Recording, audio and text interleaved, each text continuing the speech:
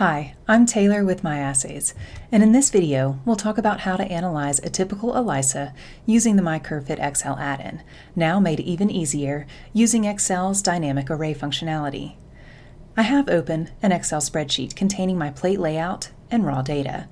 I've also gone ahead and performed some formatting to get ready for our calculations. You can download a copy of this spreadsheet for use as a template for your own analysis by clicking the link appearing on screen now or in the description. On this first data sheet, we have the plate layout displaying how my samples are arranged on the 96-well plate, with all samples run in duplicate. My standards are in columns 1 and 2 from A to F, followed by my blank sample and control. The rest of my plate has unknown samples from 1 to 40, again in duplicate. I've also copied and pasted my raw data in this case the optical densities collected by my plate reader. I've also included the standard concentrations in this table, entered from my kit insert. These concentrations will serve as my Calibrator X values. For my assay, a blank correction is performed prior to the standard curve fit. I've added two matrices here to house my blank corrected values and my calculated concentration values.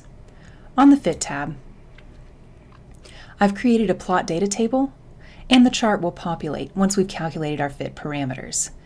And finally, the sample table will display the results in a table format as opposed to the matrix format. You can see the raw values have already been populated using cell references to the datasheet. And the blank corrected and concentration columns also contain cell references that will be populated once the data is added. Back on the datasheet, let's get started with our blank correction. Our blank samples are contained in wells G1 and G2. I'd like to subtract the average of these wells from all others on my plate. So I'll enter the formula by typing equals, selecting the corresponding raw value, minus the average of the blank sample wells. I'll press F4 to make these wells an absolute reference, so that when we populate the rest of the matrix, the same blank samples will be referenced. Pressing Enter applies the formula, and I can now hover over the bottom right-hand corner of the cell and drag to populate the remainder of the matrix. The blank corrected values will be used as the Y values for my standard curve fit, so I'll go over to my standard table and calculate the average of each standard to be used in the 4PL equation to calculate my parameters. I'll enter equals and take the average of the corresponding blank corrected wells. So for standard 1, that's wells A1 and A2. Again, I can drag the formula down to populate the remainder of the cells. Now we can calculate our 4PL fit parameters. I've created a table here that I'd like to contain the results. We're going to use the dynamic array feature of Excel, meaning that it's not necessary for me to highlight the cells to contain my results before entering the function or press Ctrl-Shift-Enter to calculate the results.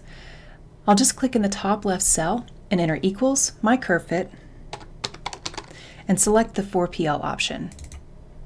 Once that option is selected, you'll see prompts and explanations walking you through the values that are required for each field.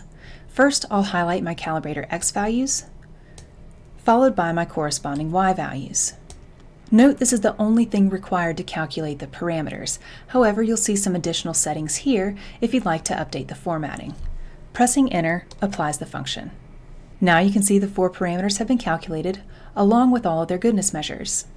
Once we've calculated our curve fit parameters, let's now calculate the sample concentrations. The sample concentrations are calculated using the blank corrected optical densities, or Y values. So we need to calculate the corresponding X value. To do this, I'll use the 4PL calc X function.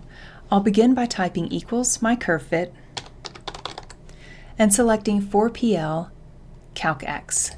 Again, you'll see the helpful pop-up here telling us what we need to select. I'll highlight the fit parameters first, A, B, C, and D, and press F4 to denote these as an absolute reference. So this way it'll be updated as we drag and fill the remainder of the matrix. Next, I'll highlight the corresponding Y value and press Enter. Now we can hover over the bottom right-hand corner of this cell and drag to fill the remainder of the matrix. So to this point, we've successfully calculated our blank corrected values as well as our concentration results. Next, let's plot our curve. On the Fit tab, we'll use the MyCurveFit 4PL Calc Y function to calculate the Y values corresponding to the X values I've already entered. Briefly, the most important part of entering these X values is to ensure that they span the range of your calibrators. In this example, to allow the X value range to automatically update based on the calibrator values entered on the Data tab, I've used a formula with the calibrator maximum and minimum values to span the range between the two in 101 data points. For more information on how to create your plot data table and charting the resulting fit, please see the video link appearing on screen now. Now let's calculate the Y values corresponding to these X values. I'll enter an equals sign, type MyCurveFit, and this time I'll select 4PL Calc Y. I'll go back to the Data tab to highlight my fit parameters, again using F4 to denote an absolute reference, and then select the X value.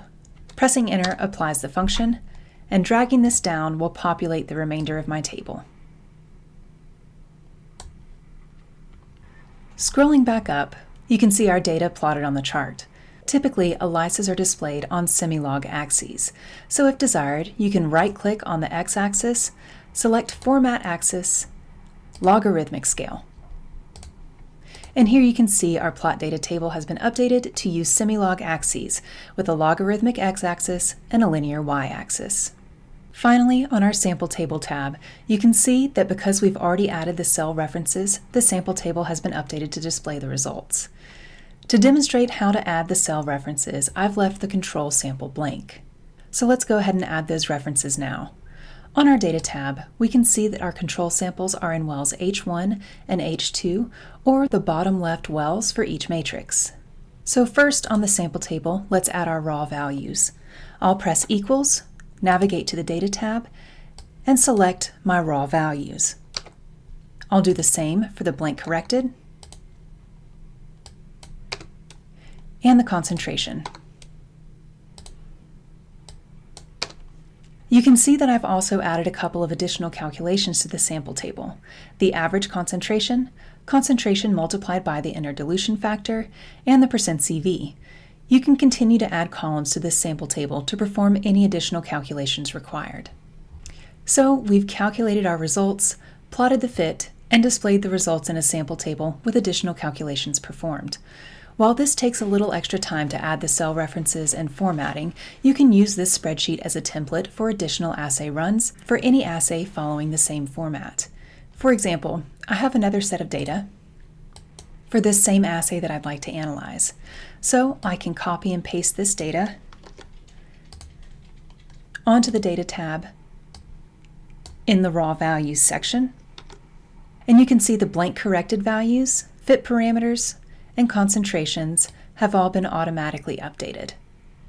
This also follows through to our fit and our sample table.